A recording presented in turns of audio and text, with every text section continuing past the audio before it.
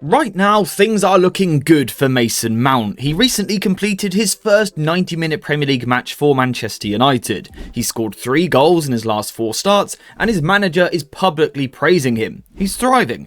Look at Manchester United's record when Mason Mount is starting compared to when he isn't starting. He's playing very, very well right now. Now, I have to admit, recently I have been quite critical of Ruben Amorim, both here on the channel and also in the Discord server, which will be linked in the description, by the way. And one of the things that I've been quite critical about is Ruben Amorim's inability, his failure to platform players, to give individuals their best opportunity to thrive and play at their individual highest level. With Mason Mount, that's not the case. With Mason Mount, Ruben Amorim is doing a fantastic job of getting him into a great part of the pitch, surrounding him with the right profiles and the right personalities for him to link up with. And that is the first thing that we need to think about. One of the reasons why Mason Mount is playing so well when he starts for United is because of the players that he's got around him. He's got Bruno Fernandes and Matheus Cunha, 2 fantastic technicians. 2 players which want to drop into different positions and try and rotate. And we can also include Diogo Dalot in that as well. Dalot isn't exactly a width-holding left winger, he is someone who wants to move into different positions. And the great thing for Mount is that he also wants to do the same. So these guys are just combining brilliantly. Technically, they all seem on a similar wavelength. They're trying to play the same style of football, which is just perfect for Mount. The other good thing, though, is that we do have plenty of runners in the team as well. Something else which Mount needs. If Mount wants to perform, he needs a little bit of space to operate in. And in order to get that space, other players have to take people away from him.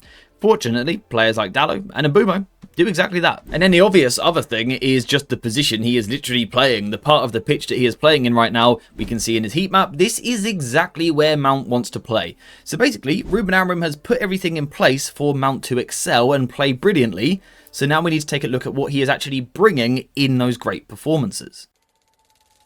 So something that Mount will bring to any football team that he plays in his career is tactical flexibility, and that's for a few reasons. One, because he is a selfless personality, someone who is willing to move to get the best out of others. He's incredibly hardworking and also versatile. He can go into so many different zones. And also because he himself says he thinks he is a midfielder, or certainly as he was growing up, he felt he was a midfielder. And in my opinion, I would always say that midfielders are tactically some of the most advanced players, and tactically players that have the most freedom, the most ability to pick up different systems and play in different parts of the pitch. They're the most flexible. And for Ruben Amorim and Manchester United, this is literally perfect. Having a player that we can slot into our front line, into our attack, but knowing that he's willing to drop deeper and play as an extra midfielder. And that's really useful for 2 main reasons. Reason 1 is because United often only have 2 in the middle of the park. Playing Mason Mount gives us a 3rd, and it stops us being overloaded. A lot of teams in the Premier League play with 3 in midfield, so when we only have 2, there is a chance that the opposition have more. But Mason Mount being willing to drop into that position gives us that extra player. The other reason why Mount is so great for this as well, though, is because it allows us to play against teams that go man to man, which is something that United typically tend to struggle with over the past decade or so. But what Mount does is he really tests just how far the opposition want to take their man-to-man structure. Because whilst Mount is up here, it's easy for this defender to go man-to-man with him because he's in a defensive position, he's where he wants to be.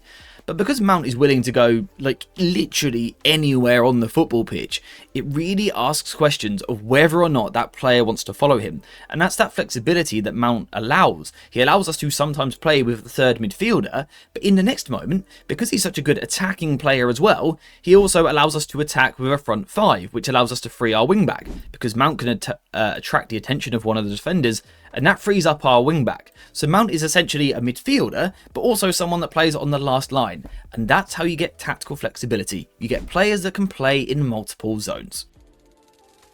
Now, one of the things that is so great about this is it makes Mount almost a connection point for the rest of the team. How often do we see football sides that are very well coached, but look a little bit disjointed? They look like they lack connection from defence to midfield, from midfield to the forward line, and things like that. So having someone like Mount, who will play up here and also down here, it gives you that connection point between the 2. But also what he does is he provides a connection point down the left side for Manchester United. If we look at the pass map from the other day, you can see this left side felt very together in all of the actions that we were doing. And I think Mason Mount is the heart of all of that. You see, as we've said already, what United possess down the left side is a lot of players that want to play in varying positions. None of these really want to lock to one zone. Bruno doesn't want to exclusively play as a 6, Cunha doesn't want to exclusively play as a striker, and Dalot doesn't want to exclusively play as a left winger. And I also don't think Mount wants to play in one fixed position either. So in order to get the best out of all of these, you need them all to move and combine and move with each other and move off of each other, make space for each other, and Mount is perfect for all of those things. The rotations that we've seen from United down the left recently have been really good. The other day we spoke about Dalot inverting into midfield and Bruno Fernandes making a run in behind. Only possible because someone like Mason Mount is willing to pull a little bit wider to the left-hand side. And as we've spoken about so many times recently, these rotations put questions into the heads of defenders. They don't know who they're meant to pick up, they don't know who they're meant to follow, they're trying to keep one eye on the ball, but they've also got a man running off them. Defensively, it's so much more difficult to deal with. The other thing that Mount brings to this team, which has really been needed, is a selfless nature. At Manchester United, we've got a lot of main characters, and that's not necessarily a criticism, but we've got a lot of people who are used to being the main man. Bruno Fernandes has been the main man at United for a long time, and Mbeumo was the main man at Brentford for a while, and also Cunha at Wolves. These are all players that want to be the goal-getter. They all want to get that final touch. They want to be the man who gives the big moment in the final third to score a goal, to win a football match, to win cups. That's what all of these guys want to do. And there's absolutely nothing wrong with that. You need those characters in your squad. But if you have too many, you get a little bit stuck because everyone comes a little bit selfish and players aren't linking and connecting with each other, which is exactly when you need Mount's nature. His personality as a human, let alone as a footballer, is a selfless one. He seems like a nice guy, a nice, honest person. And I think that is reflected in the way that he plays on the football pitch. He is so selfless with the work that he will do. He will make runs for other people to have space. He will give other people the ball, knowing that he himself isn't going to get all the credit, but he's going to open up an opportunity for someone else. And that's why I said right at the start, he is great for any manager in any system, because he is incredibly selfless, but also so technically brilliant on the ball. And that's just a fantastic combination. You've got a player here who can go into literally any part of the football pitch, and in every part of the pitch he can be effective, he can look after the ball and make his teammates better. That's almost priceless, invaluable for a footballer. Now, I think the other thing that's also worth mentioning is how Mount actually allows us to access the other side of the pitch as well. We've spoken a lot about helping the left side to flourish and become more rotational and less predictable. But Mount's passing range also means we have access on the far side, which again isn't something that you would always get if you had a winger playing in the left 10. If you think back to Garnacho last season, he wasn't someone who would drop into midfield and then play a long ball to the far side, right? But Mason Mount will, and again, that helps with the connectivity of the whole team, not only down the left-hand side, but now bringing the right-sided players into the game as well. And with the likes of Ahmad and Mbeumo, you know, that's something that United want to do, use both sides of the pitch. And I think we've done that much more effectively in the past couple of games when we've seen Mount and Dalot together. Now, to tell the truth, I could sit and talk about Mason Mount all day long because I think he is such a tactically intelligent player. And I think what he brings to the team is, in some senses, so much more than what we as fans can truly appreciate. To me, he looks like an absolute manager's dream, someone that you just want in your squad.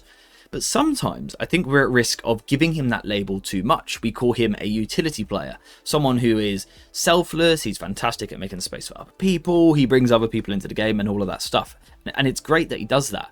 But sometimes I think we forget that he's truly a magnificent footballer. He is excellent at football himself. So not only has he got all these great characteristics and technical quality, he himself produces quality in the final third. We saw against Wolves the other day in the second half. He really got into a flow state where everything looked easy. It almost didn't look like he was making decisions. He was playing on instinct. He was letting the ball roll, dummying to bring other people into the game. He was switching the play in just a couple of touches. He was terrorising Wolves without really doing anything special. But in the past month, what we have also seen is that he gives us pure quality in the final third. The free kick against Crystal Palace was fantastic. The finish against Wolves was clever, a really good finish after having made the initial run for the pass from Bruno Fernandes.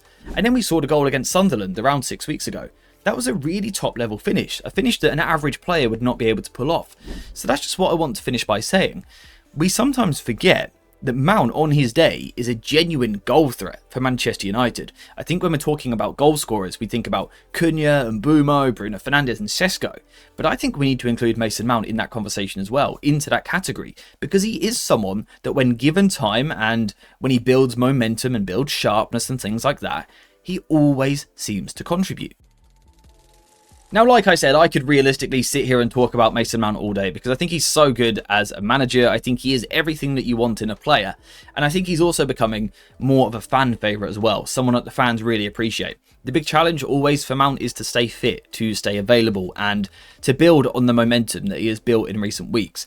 I think we will see moments where Ruben Amorim chooses to protect him. We will see weeks where Mason Mount drops to the bench, and I understand that for physical reasons. But also, for tactical reasons and technical reasons, we need to make sure that when we need him, we get Mason Mount back in that starting 11. Because I think United look better with him. I think he makes everyone else around him look better.